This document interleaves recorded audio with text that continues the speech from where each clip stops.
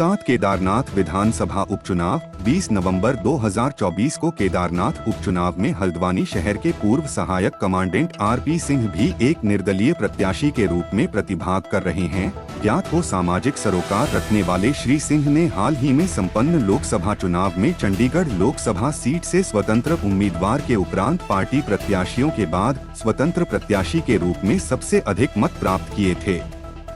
उनका संकल्प है समाज, देश, प्रदेश की उन्नति और उत्थान के लिए हर संभव प्रयास किया जाए।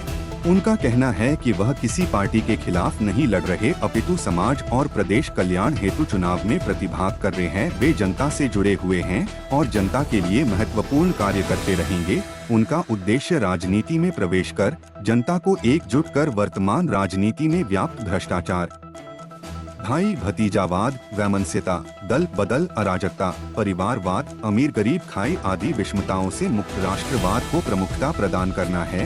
उनका ये भी कहना है कि आने वाले 2027 के विधानसभा चुनाव से पहले जनता के तमाम क्षेत्र मुद्दे और प्रादेशिक मुद्दों को पूरा करने का हर संभव प्रयास करे। नमस्कार, मेरा नाम x assistant commandant RP Singh है। मैं केदारनाथ विधानसभा क्षेत्र से एक निर्दलीय उम्मीदवार के रूप में 2024 में 7 केदारनाथ सीट से उपचुनाव में प्रतिभाग कर रहा हूं। मेरा चुनाव चिन्ह सीटी है, जो कि इस बात का पर्याय है कि हम सीटी बजाएंगे और जो लोग जनता की आवाज़ नहीं सुन रहे या उनकी अनदेखी कर रहे हैं, उनको जनता की आवाज़ वहां तक पहुंचाएंगे। मैं को हमारा रूप देता हूँ। हमारे जो मुद्दे हैं वो केदारनाथ, वो उत्तराखंड और भारत के सभी विभागीय मुद्दे हैं। केदारनाथ से अगर मैं बात करूं तो यहाँ की सड़कें जो नहीं बनी हैं, अस्पताल के हाल जर्जर हैं। स्थानीय लोगों ने मुझे बताया कि वहाँ पर एक्सरे और अल्ट्रासाउंड की मशीन तक नहीं है, बहुत दूर जाना पड़ता है। हमारी पहाड़ियाँ कूड़े से पटी हुई हैं। स्थानीय लोगों को अधिक रोजगार मिले, ऐसे तमाम मुद्दे, जिसमें एक सबसे बड़ा मुद्दा कूड़ा निस्तारण के साथ साथ नशे का है। हमारा पहाड़, हमारा प्रदेश, भारत में अन्य बहुत सारी जगह नशा उन्मूलन का कार्य चल रहा है, लेकिन पहाड़ क्षेत्र में खास तौर पर हमारे जो युवा नशे की चपेट में आ रहे हैं, इसको भी हमें दूर करने का एक बड़ा प्रयास करना पड़ेगा।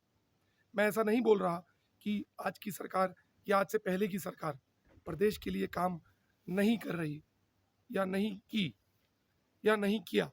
मैं केवल ये बोलना चाहता हूँ कि हमारे पुराने इलेक्शन मैनिफेस्टो में जितने मुद्दे थे, क्या वो सारे पूरे हो गए? नहीं, वो सारे पूरे नहीं हुए। मैं ऐसा चाहता हूँ, मैं ऐसा मानता हूँ, मैं ऐसा जानता हूँ कि जितना काम कोई एक विधायक या कोई एक सांसद 2.5 साल में हम जो करेंगे वो 5 साल में भी पूरा नहीं कर सकता। मैं एक पूर्व सैन्य अधिकारी हूँ। मैंने भारतीय तट रक्षक बल में असिस्टेंट कमांडेंट के पद पर अधिकारी के रूप में कार्य किया है। मैं एक कर्मठ, निष्ठावान, ईमानदार, जुझारू, एक पुरुषार्थी व्यक्ति हूँ। फौजी हूँ, अनुशासित हूँ। मैं जनता के लिए, जनता के बीच में रह के काम करना चाहता हूँ। मैं साधारणतः यो अपने अभिभाषण में कहता हूँ कि आप अपने विधायक को कितनी बार मिलते हैं, विधायक आपसे कितनी बार मिलता है। आपकी बात सदन में उठाने वाला एक व्यक्ति चाहिए। ये वो विधायक हो, ये वो सांसद हो, ये वो प्रतिनिधि हो जो काले को काला और गोरे को गोरा बोल पाए। सत्ता में रहते हुए सत्ता दल के लोग सरकार ने जो काम नहीं किए या जो नहीं कर पाई, उसके बारे में नहीं बोल सकते।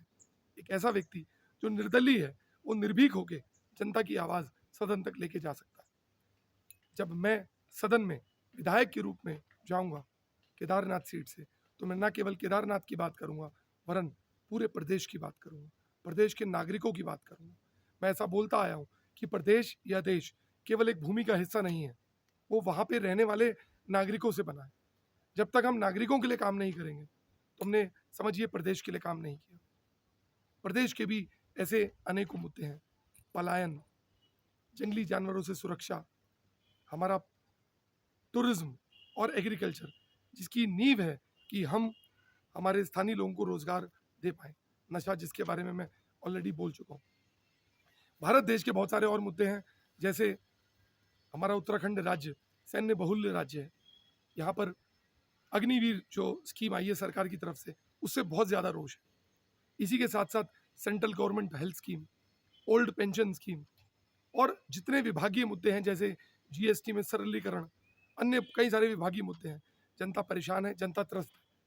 जो सरकार में बैठे हैं वो या तो जानते नहीं, और जानते हैं तो जनता की बातें और जनता की समस्याओं और जनता के मुद्दों की अनदेखी कर रहे हैं, या उनके पास कोई एक्शन प्लान नहीं है, या उनके पास पॉलिटिकल विल नहीं है।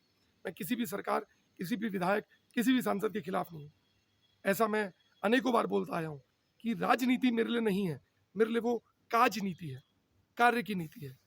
आज धन बल को हटा दें, आज जन बल को लाएं, आज धन बल को हटा दें, आज फिर से जन बल को लाएं और एक अच्छी राजनीति करें, और हमारे केदारनाथ विधानसभा को और हमारे उत्तराखंड प्रदेश को और हमारे पूरे राष्ट्र को मिलके समर्पित होके एक समृद्ध जगह बनाए रहने के लिए धन्यवाद। पहाड़ लाइव समाचार के लिए शंभू प्रसाद की रिपोर्ट।